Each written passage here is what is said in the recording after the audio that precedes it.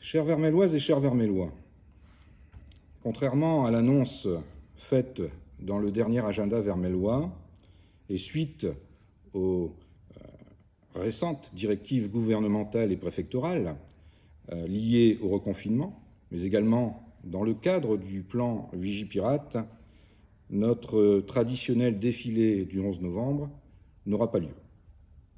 Alors, j'ai une pensée toute particulière pour celles et ceux qui, chaque année, participent à cette commémoration, qu'ils soient élus, associations locales, associations patriotiques, enfants des écoles, parents d'élèves, directrices et enseignants, les pompiers, nos porte-drapeaux, l'harmonie, nos bénévoles, et vous, nombreux Vermellois. Comme vous le savez, les rassemblements de plus de 6 personnes sont proscrits. Mais nous avons choisi de ne pas mettre de côté le devoir de mémoire. Aussi, quelques élus m'accompagneront ce 11 novembre afin de déposer des gerbes accompagnés de porte-drapeaux au carré militaire de la rue Lamandin, au cimetière anglais du Commonwealth de la rue Florent-Évrard, ainsi qu'au monument aux morts, place de la République. La célébration de l'armistice du 11 novembre 1918 nous permet d'exprimer tous les ans notre reconnaissance envers nos poilus qui se sont sacrifiés pour défendre nos libertés. Investis à dessein dans la transmission du souvenir de leur sacrifice, j'ai toujours soutenu, voire animé, toutes les commémorations, et particulièrement celle du 11 novembre. Toutefois, cette année, je n'ai pas l'intention de rebondir sur le message de l'Union française des anciens combattants, l'UFAC. En effet, et vous allez comprendre pourquoi, la cérémonie de l'appel du 18 juin 1940 ayant été amputée en raison des contraintes sanitaires liées à la Covid-19, j'ai tout simplement été empêché de célébrer le général de Gaulle, alors que l'année 2020 est celle, tout simplement, de tous ses anniversaires. Les 130 ans de sa naissance, les 80 ans de son appel à la résistance et les 50 ans de sa mort. Je ne pouvais pas laisser passer l'année 2020 sans honorer le personnage historique préféré des Français. Né à Lille le 22 novembre 1890, Charles de Gaulle est un militaire dont la carrière n'a pas été fulgurante en raison de son indépendance et du fait qu'il mettait beaucoup de distance entre lui et, évidemment, ses interlocuteurs. C'est pourquoi, alors qu'il était promis à un brillant avenir à sa sortie de Saint-Cyr en 1912, il a terminé sa carrière seulement au grade de général, me direz-vous, c'est déjà un beau grade, mais à titre temporaire, en dépit de sa participation aux deux guerres. Charles de Gaulle était également un écrivain de renom. Après avoir rédigé des ouvrages militaires et publié ses mémoires de guerre, il s'est retiré à Colombey-les-Deux-Églises pour rédiger ses mémoires d'espoir, qu'il n'achèvera jamais puisqu'il va le décéder entre-temps. Mais Charles de Gaulle est surtout connu pour son action politique. Le 6 juin 1940, il est appelé dans le gouvernement d'Édouard Daladier et il commence alors une carrière politique qui le fera connaître dans le monde entier. Chef de la France libre, puis dirigeant du Comité français de libération nationale, il a remis le pays en ordre de marche comme président du gouvernement provisoire de 1944 à 1946. Président du Conseil des ministres en 1958, puis président de la République près de 11 ans, il a assaini les finances publiques et relancé l'économie du pays qui a connu une décennie de prospérité jamais égalée.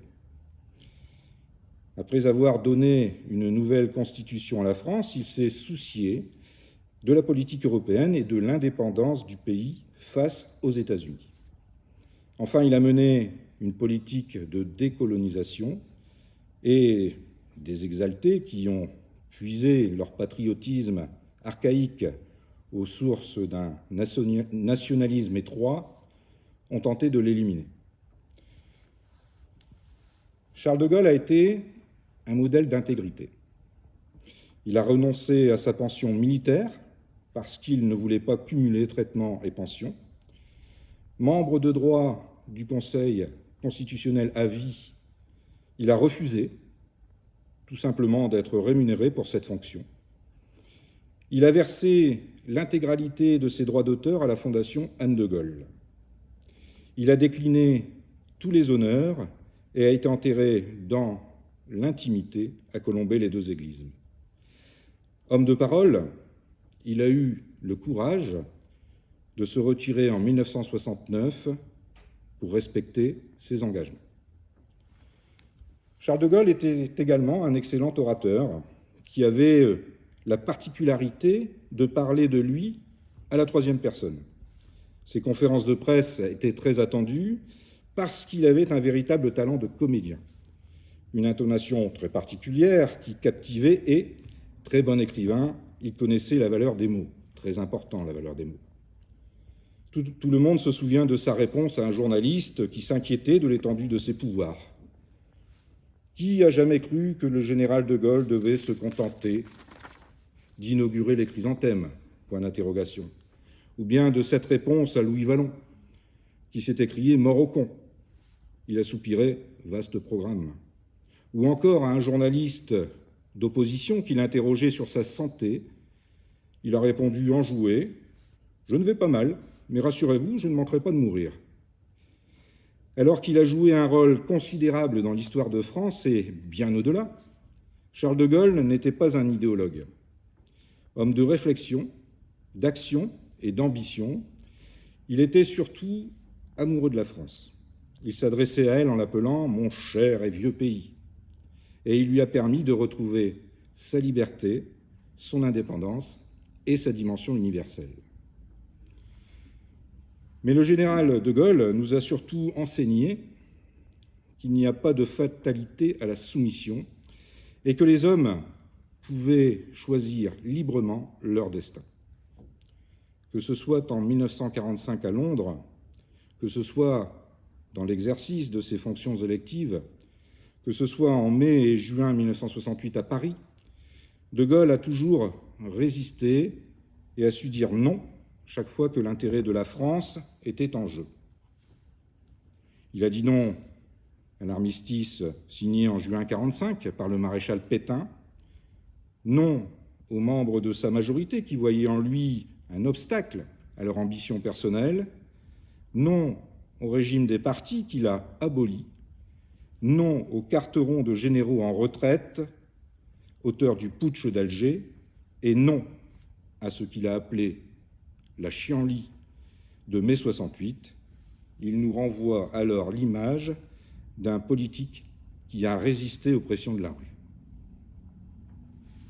Mais cette victoire politique d'un homme âgé et lassé par 11 ans de pouvoir va créer dans l'opinion publique une défiance croissante parce qu'il n'a pas su, malheureusement, entreprendre à temps les grandes réformes qui étaient attendues. Lors des élections présidentielles de 1969, les Français choisiront Georges Pompidou pour le remplacer. Aujourd'hui, il est devenu un exemple auquel nos hommes politiques, à la recherche d'une caution morale, se sentent obligés de se référer. Mais attention à l'effet boomerang, n'est pas de Gaulle qui veut. Pour conclure, je vais vous laisser répondre à ce détournement d'une expression popularisée par le général. Faut-il sauter sur sa chaise comme un cabri en criant « De Gaulle, de Gaulle, de Gaulle » pour prétendre lui ressembler? Je vous remercie pour votre attention et une chose qui est très importante pour moi, prenez soin de vous. Merci.